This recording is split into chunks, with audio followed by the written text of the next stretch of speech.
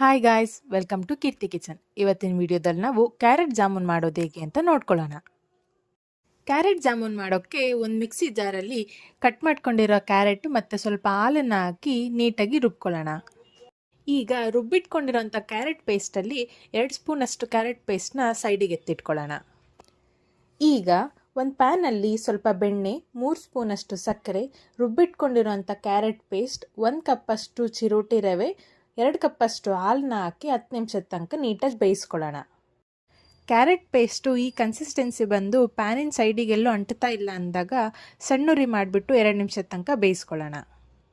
ಇದು ತಣ್ಣಗಾದ್ಮೇಲೆ ಜಾಮೂನ್ ಥರ ಸಣ್ಣ ಸಣ್ಣ ಉಂಡೆ ಮಾಡಿಕೊಂಡು ಸೈಡಿಗೆ ಎತ್ತಿಟ್ಕೊಳ್ಳೋಣ. ಈಗ ಇದಕ್ಕೆ ಸ್ವಲ್ಪ ಕಾರ್ನ್ಫ್ಲೋರ್ ಹಾಕಿ ನೀಟಾಗಿ ಮಿಕ್ಸ್ ಮಾಡಿಕೊಂಡು ಕಾದಿರೋ ಎಣ್ಣೆಯಲ್ಲಿ 5 ನಿಮಿಷ ತನಕ ಡೀಪ್ ಫ್ರೈ ಮಾಡ್ಕೊಳ್ಳೋಣ.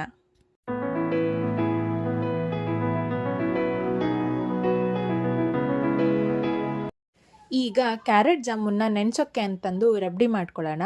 ಅದಕ್ಕೆ 2 ಲೋಟದಷ್ಟು ಹಾಲು, ರುಬ್ಬಿಟ್ಕೊಂಡಿರುವಂಥ ಕ್ಯಾರೆಟ್ ಪೇಸ್ಟ್ ಮತ್ತು ಸ್ವಲ್ಪ ಸಕ್ಕರೆನ ಹಾಕ್ಕೊಂಡು ನೀಟಾಗಿ ಮಿಕ್ಸ್ ಮಾಡ್ಕೊಳ್ಳೋಣ. ಹಾಲಿಂದು ಸ್ವಲ್ಪ ಕಲರ್ ಚೇಂಜ್ ಆದಮೇಲೆ ಇದಕ್ಕೆ ಕಟ್ ಮಾಡ್ಕೊಂಡಿರುವಂಥ ಡ್ರೈ ಫ್ರೂಟ್ಸು, ಏಲಕ್ಕಿ ಪೌಡ್ರು ಮತ್ತು ಕೇಸರಿನ ಹಾಕ್ಕೊಂಡು ನೀಟಾಗಿ ಕುದಿಯೋಕೆ ಬಿಡೋಣ. ಈಗ ಇದಕ್ಕೆ ಡೀಪ್ ಫ್ರೈ ಮಾಡ್ಕೊಂಡಿರುವಂಥ ಕ್ಯಾರೆಟ್ ಜಾಮೂನ್ನ ಹಾಕ್ಬಿಟ್ಟು 2 ನಿಮಿಷದ ತನಕ ಬಿಸಿ ಮಾಡಿಕೊಂಡ್ರೆ ನಮ್ಮ ಬಿಸಿ ಬಿಸಿಯಾದ ರುಚಿಯಾದ ಕ್ಯಾರೆಟ್ ಜಾಮೂನ್ ರೆಡಿ.